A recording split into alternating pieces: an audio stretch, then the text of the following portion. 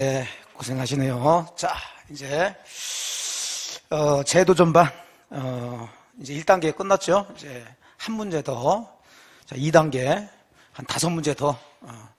2단계부터 이제 7월에 문제풀이 과정까지는 지금 보니까 한 20주가 남았습니다.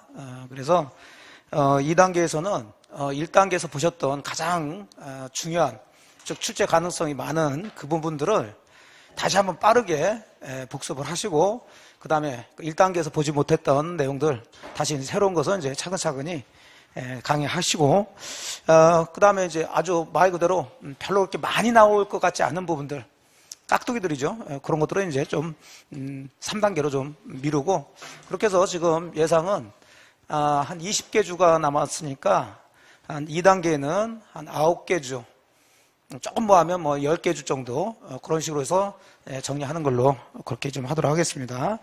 그러니까 이제 공부하는 게 뭐 많은 것을 다 안다고 하는 게 아니라 조그만 것이라도 정확하게 아셔야 돼요. 그래서 사실은 요거 가지고 공부하시는 분들이 이렇게 막 기본서 막 이렇게 두꺼운 거 가지고 공부하시는 것보다 훨씬 이게 효율성이 높을 겁니다. 정리가 잘 되고 테마별로 됐기 때문에.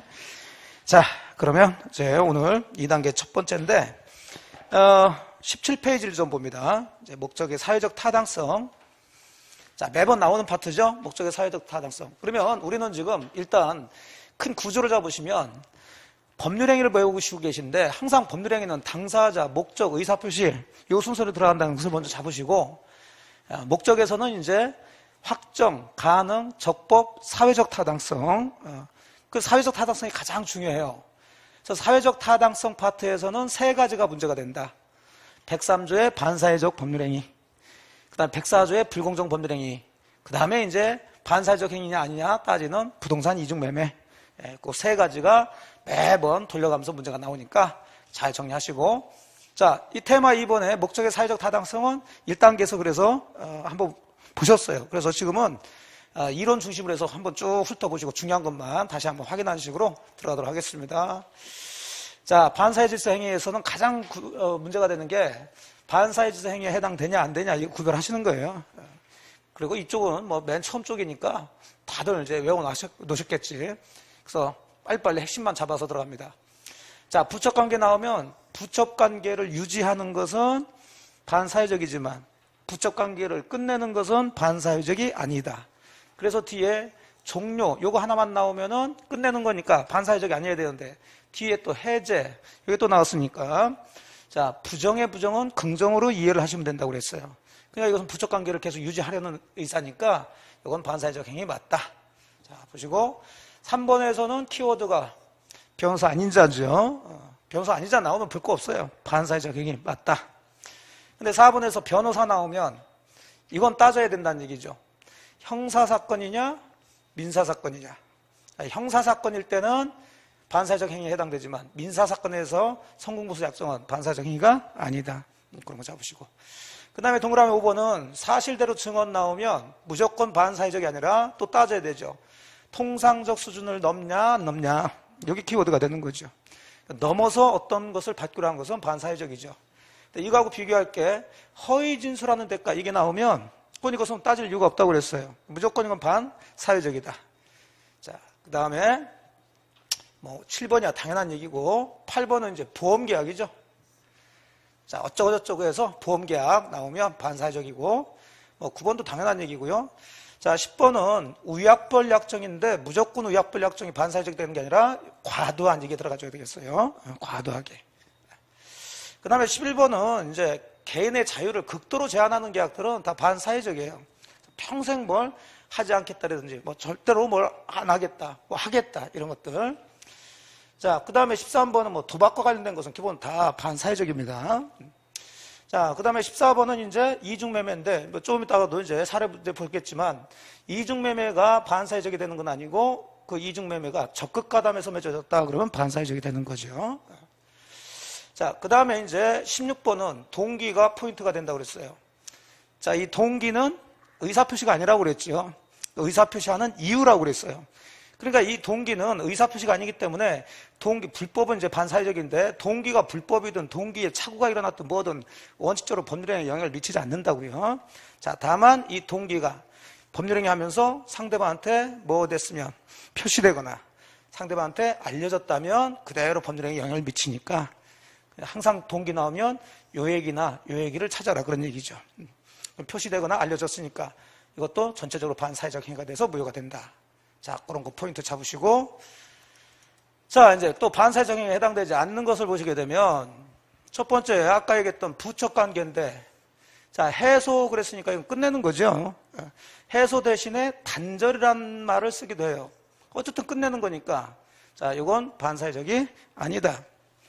자, 부척 관계를 유지하는 것은 반사회적이지만 부부관계를 유지하는 것은 반사회적이 아니라고 그랬어요.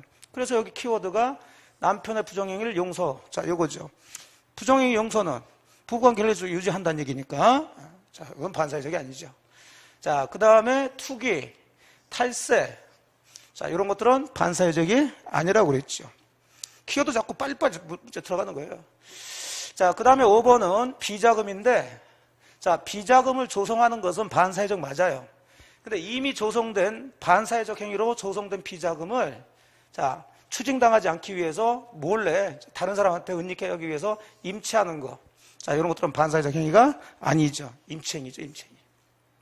그래서 이렇게 일부러 제가 이제 이렇게 연결된 게 연관해가지고 외우시면 돼요. 어떤 남자가 첫 관계를 맺었는데 아내한테 걸렸죠. 자, 그래서 첫 관계를 끝내면서 그러니까 아내가 용서해 준대. 그럼 아내가 그냥 용서해 주겠어요? 뭘 받아야지. 그래서 남편이 아내한테 돈을 줘야 되는데 자, 돈이 없으니까 지금 남편이 무엇도 하고 투기도 하고 탈세도 해서 돈 마련했단 말이에요. 그럼 이 돈은 뺏기지 않기 위해서 뭐 해서 다른 사람한테 맡겼어. 이런 식으로 해가지고 그냥 이런 것들은 반사회적이 아니다. 그러니까 포인트를 빨리빨리 잡으시라는 거예요. 지금부터는 어느 정도 하신 분들이니까 빨리 보셔야 돼요. 예. 빨리 보셔서 이게 나갈 듯 하면 잡고 나갈 듯 하면 잡고 이렇게 들어가줘야지. 그 다음에 6번부터는 이제 허위의 근자권 등기, 강박. 자, 이것은 의사표시에 문제가 있는 거지 내용이 반사회적이 된 게 아니죠. 이건 허위 표시고 이건 강박에 의한 의사표시고. 자, 여기까지는 이제 우리 시험에 아주 자주 나온 것들인데 8번하고 9번은 다른 시험에는 많이 나왔던 건데 아직 우리 시험에는 등장하지 않은 판례들이에요. 자, 8번은 뭐냐면 도박이죠. 자, 아까 일단 도박 얘기가 나오면 반사회적이라고 그랬어요. 그러니까 도박 채무를 변제하기 위한 계약도 그것도 반사회적이에요. 근데 이건 뭐냐면 도박 채무 변제를 위해서 그 채무자, 즉 도박빚을 진 사람한테 그 사람의 부동산 처분을 위임받아가지고 그 채권자가 그 부동산을 제3자한테 팔아버리는 거예요. 그래서 여기서는 이제 두 가지 행위가 있는데 처분을 위임받는 행위, 즉 대리권 수여 행위죠. 요거하고 또 그 부동산을 매도한 행위. 자, 요것은 반사회적이 아니에요, 이게. 그러니까 이게 무슨 얘기냐면 자, 갑이라는 사람이 을한테 도박 빚을 졌단 말이에요.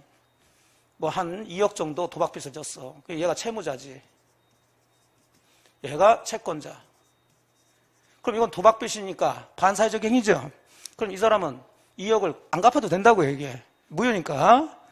근데 법적으로는 안 갚아도 되지만 채권자가 가만히 있겠냐고. 그러니까 자꾸 와가지고 야 빨리 갚어 빨리 갚어 그러니까 세무자가 알았어 내가 갚을게. 자, 여기까지도 반사회적이에요. 도박빚, 도박 채무를 변제하기로 한 약정, 이것도 반사회적이야. 근데 알았어 갚을게만 하면 채권자 입장에서는 한두 번 속은 게 아니죠. 너 말만 하지 말고 야 너 부동산 있지? 그거 처분해서 빨리 나한테 갚어. 그러니까 채무자가 이제 그러는 거죠. 그러면 나는 이 부동산 너무 아끼는 부동산인데 내 스스로 내 손으로 처분하기 좀 그렇다. 그러니까 내가 너한테 대리권 줄 테니까 네가 처분 대리권 가져서 네가 처분해가지고 거기서 받은 대금 가지고 빚 갚고 남은 거 나한테 줘. 이렇게 했단 말이에요. 거기서부터 이제 반사회적이 아닌 거예요. 예. 채무자가 채권자한테 자기 부동산 처분을 뭐하는 행위? 위임하는 행위, 대리권 수여하는 행위. 자, 그래서 대리권 받았으니까 이 채권자가 이 부동산을 제3자하고 매매 계약하는 행위를 또 했겠죠. 예. 이 부분은 반사회적이 아니라고 보는 거예요, 이게. 아주 독특한 판례예요. 그래서 우리 시험에서는 아직 안 나왔으니까 나올 가능성이 있는 부분이니까 잘 잡아주세요. 그러면 이렇게 이해하시면 돼요. 사실은 뭐 이런 내용을 알아도 좋지만, 자, 비교하시면 항상 우리는 써주니까, 자, 여기 도박 나왔어요. 도박 자금을 대여하는 행위, 도박 채무를 변제하는 행위, 다 도박 나온 것은 반사회적 맞죠? 자, 그리고 여기부터 해보니까 또 여기도 도박 채무 어쩌고 나왔어요. 차이가 나나요? 빨리 느껴야 돼. 이런 것들은 이 내용을 보는 것도 아니라 우리는 짤막짤막 하잖아요. 이놈은 길잖아. 어쩌고 저쩌고 저쩌고 저쩌고. 아이, 긴 놈은 반사회적 아닌가 보다. 물론 정확하게 들어가도 좋아요. 뭐 처분을 위임받는 행위하고 어쩌고 저쩌고. 이거 기억하시면 좋은데, 기억이 안 나면 도박은 다 뭔데? 반사회적인데 도박 어쩌고 저쩌고 저쩌고 하면서 길게 써 있더라. 이놈은 반사회적이 아니다. 이렇게 골라내시면 돼. 우리는 쓴 것 중에서 골라내라는 얘기니까. 알으란 얘기가 아니니까. 근데 이제 이 내용을 알면서 하면 더 좋고. 자, 보시고. 그 다음에 9번은, 자, 뭐하고 비교하는 거냐면, 자, 요거하고 비교하는 거예요. 개인의 자유를 극도로 제한하는 계약은 반사회적 맞아요. 예. 그런데 어느 정도 제약할 수 있는 계약은 할 수가 있단 말이에요, 이게. 예. 자, 그래서 9번 같은 경우 해외 파견된 근무자가 귀국일부터 일정 기간 그 회사에 근무해야 한다는 회사의 내규라든지 아니면 약정을 하고 갔단 말이죠. 자, 그럼 해외 파견하게 되면은 거기서 생활하는 거 이런 것들은 거의 대부분 회사에서 대주죠.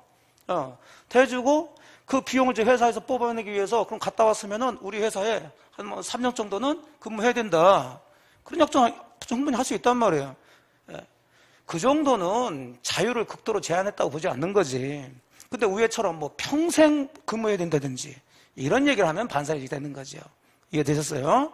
그래서 이런 것들은 반사회적이 아닌데 아직은 우리 시험에 나오지 않은 판례들이니까 잡아두시고. 자, 명의신탁 약정은 우리가 1단계 맨 마지막에 보셨죠. 무효는 무효지만 이게 반사회적 행위로 해서 무효가 되는 게 아니라 부동산 실명법이라는 강행법규를 위반했기 때문에 무효가 되는 거죠. 뭐 11번이야 당연한 얘기고. 자, 12번은 그러면 어느 행위가 반사회적인지 아닌지를 판단하는 시점이 있어야 되는데 항상 판단 시점 기준이 되는 것은 어느 때? 법률행위 당시. 항상 기본적으로. 예외 한두 가지 빼고 법률행위 당시. 그러니까 뒤에 매매계약 후 해놓고 써놓은 것은 이건 고려 대상이 된다 안 된다? 안 되는 거예요.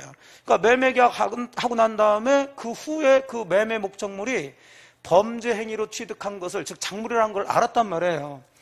매매계약 당시에 작물이라는 걸 알면서 샀으면 그게 반사회적이겠지만 계약 이후에 알게 됐다면, 자, 계약 당시를 기준으로 봐야 되니까 그건 반사회적 행위가 아니라는 얘기죠. 자, 그래서 반사회적 행위냐 아니냐 구별하시고. 자, 반사회적 행위에 해당된다 하면 뭐 다 아시죠? 절대적 무효고요. 그러면 줄 필요는 없는데 줬다. 자, 보통 무효는 이행을 했다면 다시 달라고 부당이득 반환 청구할 수 있는데 유일하게는만 불법 원인 급여가 돼서 반환 청구할 수가 없다는 거 기억을 하셔야 되겠죠. 자, 이렇게 해서 이제 반사회적 행위 정리해 나가시면 돼요. 자, 이렇게 빨리빨리 포인트만 가지고 계속 돌려서 보시는 거예요.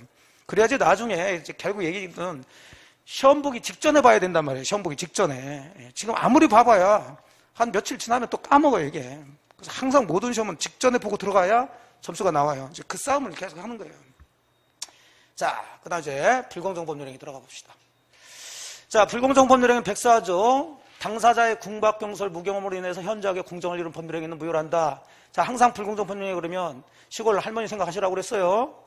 자, 이 할머니 사회 경험도 별로 없으시고 그런데 아들놈이 사업하다가 망하게 생겨서 급하게 됐단 말이에요. 궁박. 그래서 이 부동산을 팔려고 그러는데 이놈이 그걸 이용해가지고 10억짜리 부동산을 택도 없이 뭐 1억 정도에 사버렸다. 이런 것들이죠. 그래서 이것을 폭리를 취한다. 그래서 이것을 폭리행위라고 하더라는 거죠. 그러면 여기가 이제 피해자 측이 되는 거고 이쪽이 이제 폭리를 취하는 놈인데 결국은 104조는 103조의 일종으로 보는데 그럼 여기서는 양 당사자가 전부 반사회적 행위를 한 게 아니라 누가 반사회적 한 거예요. 상대방 측에서 반사회적 한 거고, 요 양반은 반사회적 행위를 한 사람이 아니기 때문에 요 사람은 보호를 해줘야 되겠죠. 그래서 별도로 백사조를 규정한 거다. 그래서 결국은 백사조의 취지는, 국가에서 이걸 만든 이유는 이런 사람들을 보호하기 위해서 만들었다. 그럼 결국 이런 사람들이 보호가 되려면 이 매매 계약이 불공정 법률이가 쉽게 돼야 된단 말이에요. 그래서 무효가 돼가지고 이행을 안 하거나 이행했으면 돌려달라고 할 수가 있어야 된다는 거죠. 그래서 결국은 이제 불공정 법률행위에 해당되냐 안 되냐 이걸 이제 가지고 따져주는 거예요. 자, 그럼 불공정 법률행위가 되려면은 자, 세 가지가 갖춰야 되겠죠. 그냥 요건 같은 것도 머릿속에 딱딱 잡으셔야 된다고. 특히 할머니 피해자는 정상적으로 10억짜리를 1억에 팔았다고 그게 불공정이 아니죠. 그 양반은 궁박이나 경솔이나 무경험이 있어야 된다. 자, 그러면서 이제 궁박은 하고서 들어가죠. 그러면 불공정 법률행위가 되려면은 피해자가 궁박, 경솔, 무경험이 있어야 된다는 얘기인데 그게 요건인데 그럼 이걸 엄격하게 따진다, 완화시킨다. 완화시켜야 쉽게 되죠. 그러니까 궁박은 꼭 경제적인 궁박만 해당된다 그래버리면 굉장히 좁게 해석한다는 얘기죠. 그러니까 경제적이든 정신적이든 심리적이든 다 포함된다. 뭐든 다 된다. 자, 무경험은 경솔이야 당연히 성격이 경솔하다는 얘기니까 큰 문제 없고 경험 부족이라는 얘기인데 특정 영역 거래 일반 그렇죠. 이게 경험 부족을 얘기한다. 자, 그러면 요 세 가지가 다 있어야 불공정한 법률가 되냐 얘기인데 세 가지 다 요구하면 굉장히 또 엄격하게 하는 거죠. 그 중에 하나만 있어도 된다. 또 자주 나온 대리인 나왔네. 그러면 궁박이 머릿속에 들어가줘야 되는 거죠. 궁박은 비읍으로 나왔으니까 궁박은 누구 기준? 본인 기준. 나머지는 그러면 대리인 기준 이렇게 들어가셔야 되겠지. 자, 그래서 피해자에 대한 얘기했고 상대방은 즉 폭리를 취한 사람, 즉 반사회적 행위인 사람은 그걸 전혀 모르고서 그냥 싸게 10억짜리를 1억에 사는 것은 당연히 살려면은 싸게 살려고 하겠죠. 그게 아니라 그 상대방의 이런 사정이 있다는 것을 알면서 이용하는 행위가 있어야 돼요. 자, 뭐 크게 문제 안 되고. 자, 세 번째는 또 거래가 급부 준 것과 받은 것 사이에 현저한 뭐가 있어야 된다? 불균형이 있어야 된다. 자, 그럼 이 불균형에 대한 얘기가 이제 문제가 되죠. 굉장히 추상적이니까.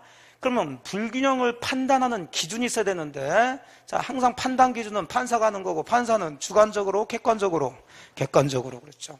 주관적 가치 틀리고, 거래상의 객관적 가치에 이해된다. 또 불균형 여부 판단 시기 나왔어. 항상 뭐한 때? 법률행위 당시. 그러니까 따라서 자, 이 뒤쪽은 아직 우리 시험에 나오지 않았지만 계약 체결 당시 불공정한 것이 아니라면 사후에 이는 뒤는 읽을 필요가 없는 거예요. 사실은 체결 당시 불공정한 것이 아니면 끝까지 불공정한 행위가 안 되는 거죠. 그래서 불공정 법률행위에 해당되지 않는다. 자, 잡으시고 입증 책임이 나오는데 이제 입증 책임은 제가 1단계 때 말씀드렸는지 모르겠지만 원리가 있어요. 입증 책임은 자, 우리 민법의 가장 큰 틀이 어떤 원인이 있으면 어떤 결과가 발생한다는 이런 구조로 되어 있다고 그랬고요. 자, 그럼 결국은 누군가가 이건 이제 입증 책임은 소송에서 나오는데 결과를 주장한단 말이에요. 어떤 결과를 주장해. 법에서 정해진. 자, 그러면 상대방은 소송이 된다는 것은 상대방은 이 결과 주장을 반대하겠죠. 반대 주장을 하겠지. 자, 이쪽에서 무효다. 이 계약은 무효다 주장하면 상대방은 그게 왜 무효냐? 유효지. 이러니까 둘이 싸운단 말이에요. 그러면 항상 입증 책임은 법에서 정해진 이 결과를 뭐하는 사람이 주장한 사람이 이 결과를 발생하게 된 뭐가 있다는 것을 원인이 있다는 것을 증명을 해야 될 책임이 있죠. 이런 구조를 가지고 있어요.